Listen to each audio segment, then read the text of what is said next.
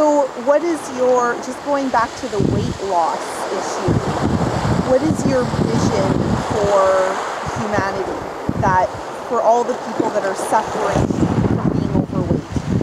What would you wish for them? My vision for the people that are suffering from overweight would be that they could all learn this method of EFT to start with, to help them to get rid of the blockages that are in their body that are causing the overweight. My vision would also be for them to be able to teach their children the method of tapping, so that the children didn't start with the emotional blockages and go on to be overweight people like their parents. Quite often I will have a lady come to me and she'll say, well, of course I'm overweight. My mother was overweight, my grandmother was overweight, and my great-grandmother was overweight, so I'm going to be overweight.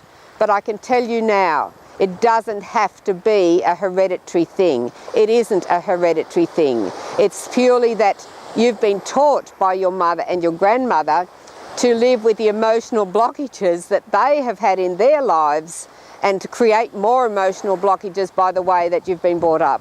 And this can be, the cycle can be stopped.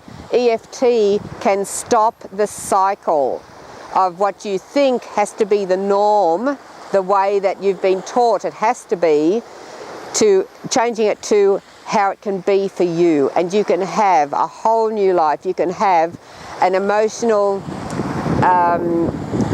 free, I'm not going to say emotional free. Emotions are a very important part of life. But when we hang on to the agony of the results of that emotion, we can be free of that. We have to have the emotions, otherwise we wouldn't be human.